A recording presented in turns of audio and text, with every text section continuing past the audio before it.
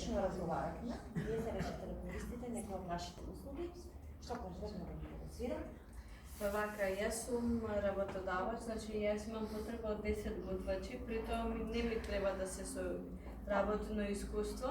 Битно ми е само да сакаат да работат и ми треба итно.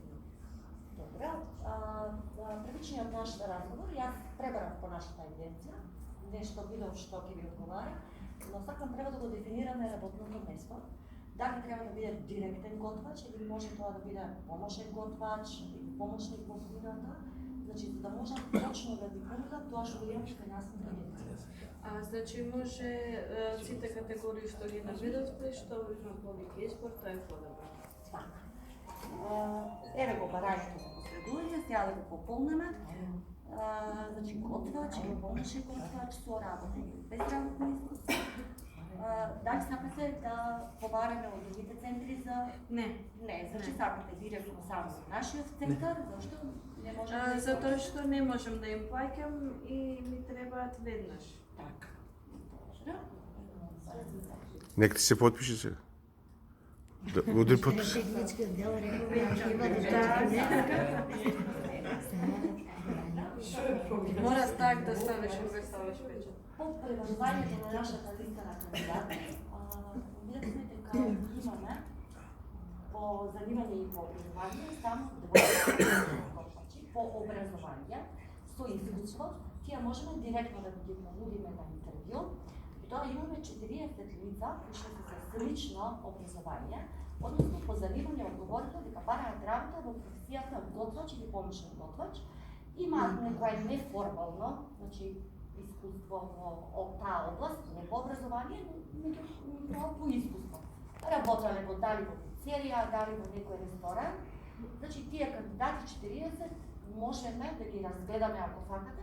Вие ќе им прашате што ве интересира, за да видите дали ќе ви одговара. Сакате да ги повикаме и тие лица?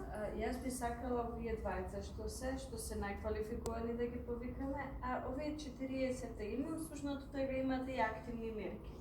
Во кои активни мерки би можело да ги вклучиме овие 40?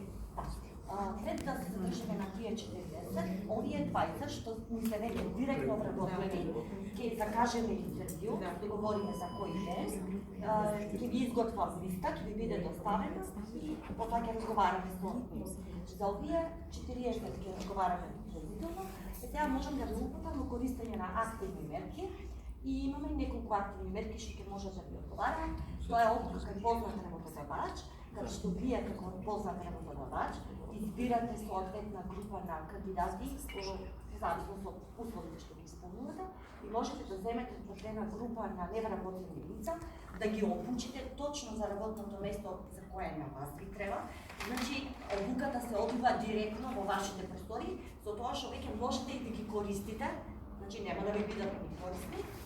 И сега можете да користите практиканството, кое што исто така се случува во вашите работни простори, значи земате невработени лица и директно се вклучуваат во работниот процес и нормално им треба помош, за тоа се вика практиканство, или можете да ја користите обуката за стручни квалификации според барањето на работодавачите. Тука е малку покомплицирана оваа мерка, затоа што треба да има провайдер кој ќе ја држи обуката.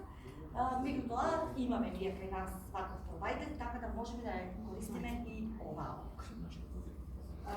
Само што да ви кажам дека обуките кај познат работодавач и според барање на стручните квалификации имате обврска 50% од лицата кои ќе ја посетуваат обуката да ги вработите и да ги држите на работа најмалку 6 месеци после завршување на обуката, додека кај практиканството е без обврска за вработување.